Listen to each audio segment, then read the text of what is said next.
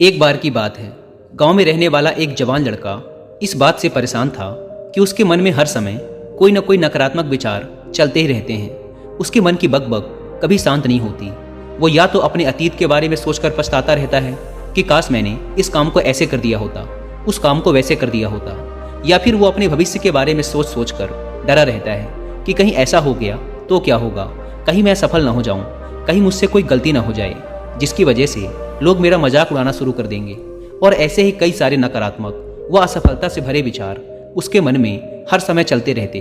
वो हमेशा ही विचारों में खोया रहता और अंदर से डरा हुआ सा रहता। फिर उसे किसी ने बताया कि यहाँ पास के जंगल के नीचे एक बौद्ध भिक्षुक रहते हैं, तुम उनके पास जाओ, वो तुम्हारी इस मानसिक समस्या का समाधान अवश्य कर देंगे।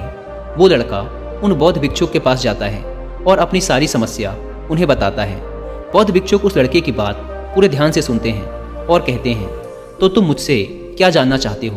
लड़के ने कहा, मुनिवर, मैं अपने मन को खाली करना चाहता हूँ। मैं आपसे ये जानना चाहता हूँ कि मन को खाली और साफ कैसे करते हैं? भिक्षु ने कहा, मन को खाली और साफ करना कोई एक दो दिन का काम नहीं है, ये एक बहुत ही लंबी प्रक्रिया है। तो क्या तुम इसके लिए तैयार हो?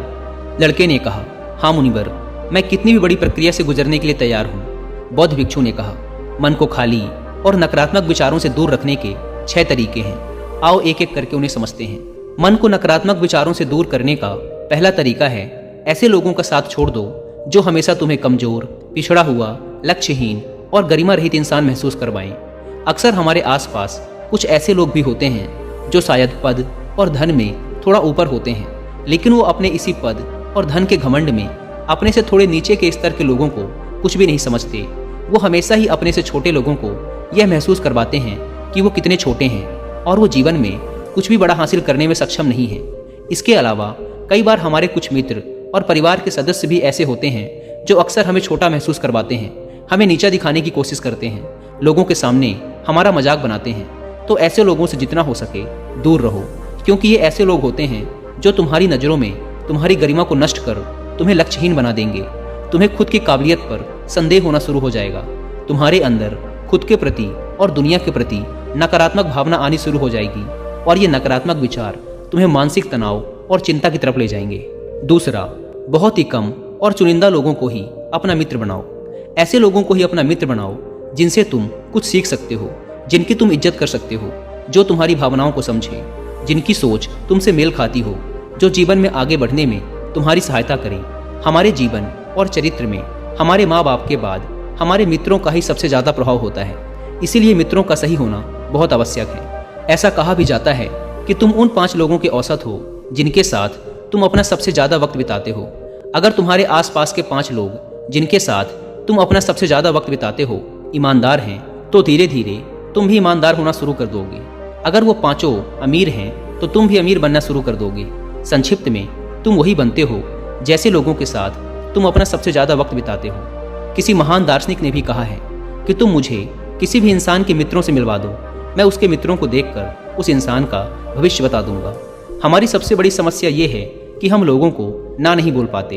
हम ऐसे लोगों से भी ना नहीं बोल पाते जिन्हें हम अपनी ज़िंदगी में नहीं चाहते, और फिर हम ना चाहते हुए भी इन नकारात्मक लोगों के साथ अपना वक्त बिताते रहते हैं। इसीलिए हमें सबसे पहले उन लोगों को अपनी ज़िंदगी से ना बोलना है जिनके लिए हमें लगता है कि अगर ये हमारी ज़िंदगी में ना हो तो शायद हम ज़्यादा खुश रहेंगे। दोस्तों, अगर आप भी अपनी लाइफ से टॉक्सिक मेंटेलिटी वाले लोगों और ऐसी हर चीज़ को जो आपको आगे बढ़ने से रोकती है इग्नोर कर लाइफ में आगे बढ़ने का एटीट्यूड डेवलप करना चाहते हैं, तो इसके लिए आप कुकू एफएम पर एक ऑडियो बुक सुन सकते हैं जिसका नाम है इग्नोर एवरीबॉडी। इस ऑडियो बुक में लाइफ की उन रेड लाइट को इग्नोर करने के बारे में बात की गई है जो अक्सर हमें कुछ अलग करने से रोक देती हैं। इस ऑडियो बुक का मेन सब्जेक्ट क्रिएटिविटी है, जो कि हर इंसान के अंदर किसी न किसी वे में होती है, लेकिन उसे पहचानने के लिए और सोसाइटी के लोगों को इग्नोर करके आगे बढ़ने की इंस्पिरेशन कैसे मिलेगी, उसके लिए आपको ये बुक समरी जरूर सुननी चाहिए। कुकू एफएम के बारे में तो आप सब जानते हैं कि यह इंडिया का one of the best audio book platform है, जहां पर आप एक बुक से भी कम की कीमत पे करके पूरे 1 साल तक हजारों किताबों को ऑडियो फॉर्म में सुन सकते हैं, वो भी हिंदी जैसी रीजनल लैंग्वेज में। नॉर्मली इस प्लेटफॉर्म के 1 साल का सब्सक्रिप्शन पड़ता है 399 रुपये का, लेकिन यह पहले 250 लोगों को मिलेगा सिर्फ 199 रुपये में, अगर आप यूज़ करते हैं कूपन कोड WI50। अगर आप इस ऐप को डाउनलोड करना चाहते हैं तो link description and first comment पर मिल जाएगी। बौद्ध भिक्षुक ने कहा, मन को खाली करने का तीसरा तरीका है वर्तमान में जियो।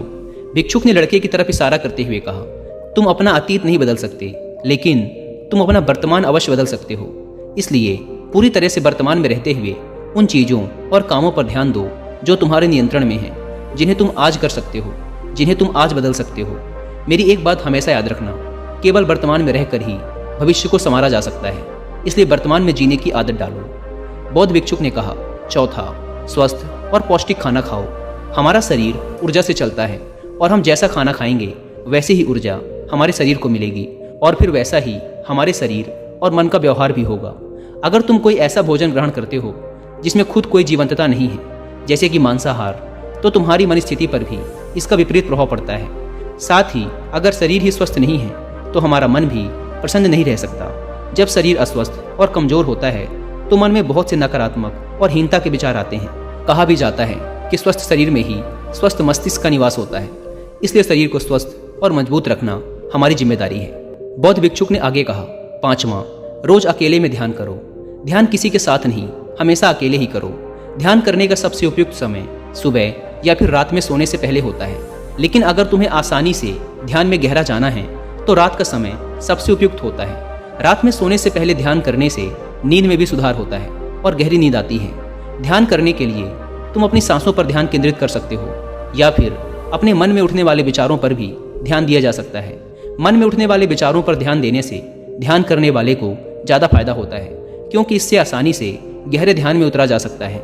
अगर तुम ध्यान नहीं कर सकते तो रोज कुछ समय खुद के साथ अकेले में बिताओ। खुद के व्यवहार को जानने की कोशिश करो, ये देखने की कोशिश करो कि मन में किस तरह के विचार उठ रहे हैं। जब तुम लंबे समय तक ध्यान करते हो या अपने साथ अकेले में वक्त बिताते हो तो तुम धीरे धीरे खुद को जानना शुरू कर देते हो। तुम्हारे अंदर एक ठहराव आ जाता है, तुम्हारा उतावलापन कम हो जाता है, तुम कम बोलते हो, आसपास की चीज़ों पर ध्यान ज़्यादा देते हो, ज़्यादा शांत और स्थिर रहते हो, जिससे तुम्हारा आकर्षण सहज ही बढ़ जाता है। तुम सैकड़ों की भीड़ में भी अलग दिखते हो और सबसे बड़ी बात, ध्यान करने से तुम्हारे मन में विचारों की तीव्रता कम हो जाती है, जिससे तुम्हारे मन में नकारात्मक विचार कम आते हैं। बौद्ध भिक्षुक ने कहा, छठवां और आखिरी, नई नई जगहों पर घूमने जाओ। एक बहुत ही पुरानी कहावत है कि एक लंबी यात्रा आपको 100 किताबों से भी ज़्यादा ज्ञान दे देती है। तुमने देखा होगा कि बौद्ध भिक्षुक साल के 9 महीने लगातार घूमते ही रहते हैं। उनके घूमने के पीछे का एक कारण ये भी है कि नई नई जगहों पर जाने से मन को नयापन महसूस होता है, जिससे मन हमेशा ही उत्साहित और ऊर्जा से भरा रहता है। कोशिश करो कि प्रकृति की सुंदरता से भरे स्थानों पर घूमने के लिए जाओ। जब घूमने जाओ तो अपने आसपास की हर चीज़ पर पूरा ध्यान दो। इससे तुम्हारी चीज़ों पर ध्यान देने की आदत बढ़ेगी। प्रकृति की सुंदरता और उसकी आवाज़ में खोने की आदत डालो। वर्तमान में जियो। अपना अतीत में हुई गलतियाँ और सारी चिंताओं को भूल जाओ। बस यही है मन को खाली करने का सूत्र।